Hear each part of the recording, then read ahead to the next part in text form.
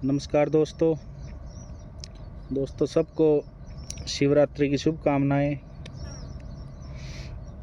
और मैं एक वीडियो देख रहा था दोस्तों, उस पर चर्चा करूंगा। आज कुछ लोगों को थोड़ा वहम रहा, उस पर बातचीत करूंगा कि आज 23 जुलाई है 2025, शिवरात्रि का दिन है।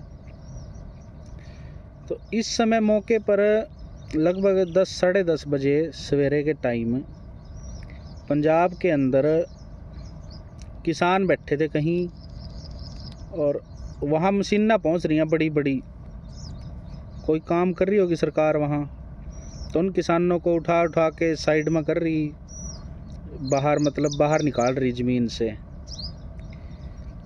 अब मैं इस बात से भी सहमत हूँ कि चलो सरकार ने पैसे दे दिए, एक्वायर कर ली ज़मीन, खाते में पैसे ज़रूर डाल दिए होंगे सरकार ने, 1 करोड़ रुपए एकड़ के डाल दिए होंगे, अप्रोक्स है, अंदाज़ा है मेरा, पक्का कन्फर्म नहीं है।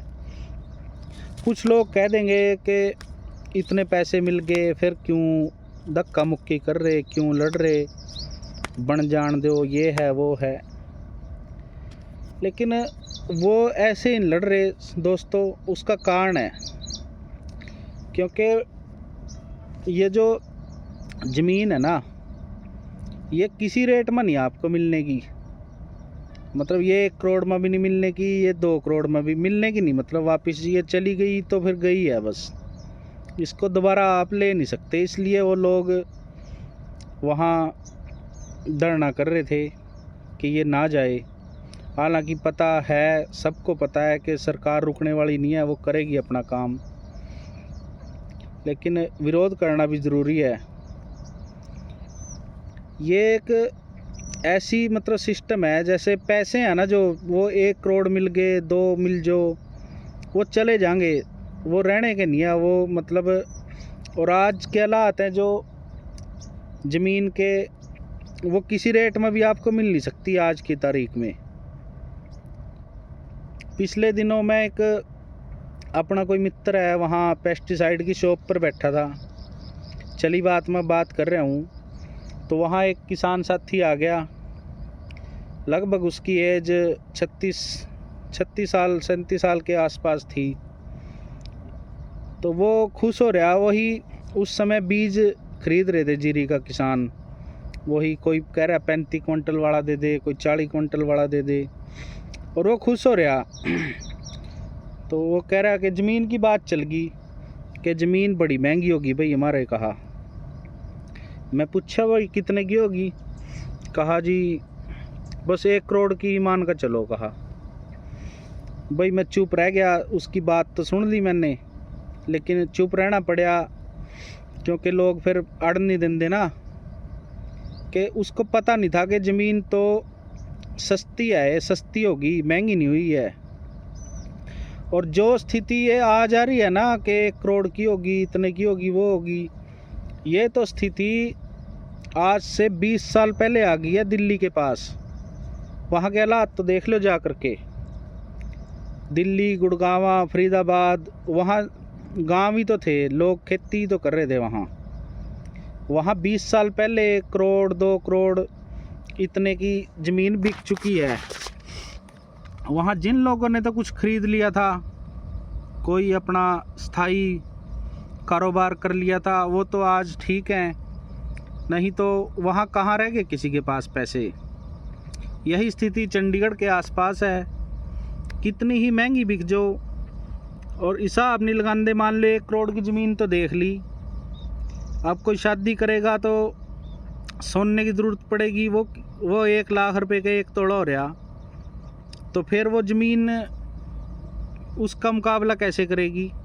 वहाँ वो भी तो आपके पैसे घट गए ना। अगर आपको शादी में 20 तोड़े की ज़रूरत है, पहले वो 4-5 लाख में काम चल जाता, आज 20 लाख में भी काम नहीं चलता, तो कैसे महंगी है ज़मीन। और कोई भी है, मान लो कभी भी इसको बेच दो ज़मीन को, पहले तो ये मिल भी जाती थी, अब किसी रेट में भी आपको ज़मीन नहीं मिलने की है। और 10 एकड़ के किसान को ठीक मानना लोग कि बढ़िया रोजी रोटी का साधन है भी है दोस्तों, इसमें कोई शक नहीं है। लेकिन थोड़ा बाहर निकलना ज़रूरी है। ये जो शहर आए, घूमे फिरे, चले गए और अपने गांव में बैठ गए, लेकिन बाहर निकल कर जब हम देखेंगे ना अपने चारों तरफ, हिसाब लगावांगे, कैलकुलेशन करांगे, फिर बात का समझ में आवा कि एक 10 एकड़ का किसान यदि खेती कर रहा, चाहे वो कर्जबंद भी है, कुछ भी है, तब तो है वो ठीक। 1 करोड़ के हिसाब से ही ज़मीन बेच दी, मान लो उसकी एक्वायर होगी, या उसने 1 करोड़ के चक्कर में का बेच दी, कोई भी बात बन गई, 10 करोड़ रुपए आ गए उसके पास। पहले तो बात, किसान को और काम कोई आमदनी है पूरे सही तरीके से, बहुत कम लोग हैं, 10-1% लोग हैं जो और रोज़गार कर लें, नहीं तो मेन व्यवसाय खेती है। और 10 करोड़ रुपए में आज छोटे शहर की बात कर रहे हैं, मैं बड़े शहर में तो आप एंट्री ही नहीं है आपकी।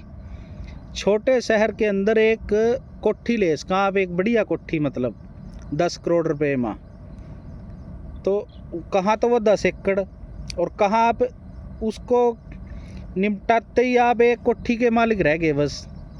और जिस कोठी का 30-40 हज़ार रुपये खर्चा है हर महीने का, तो ये कैलकुलेशन करनी ज़रूरी है। ये किसान ऐसे ही नहीं वहाँ लाठियाँ खैरे आगे लंबे पड़े मशीनों के आगे, उनको पता है कि ये चली गई, ये है सदियों के लिए, और ये जो पैसे आए हैं ये कुछ दिन के मेहमान आ, और आज पैसे रखे रखाए रह जाएंगे, लेकिन आपको ज़मीन नहीं मिलने की कहीं भी।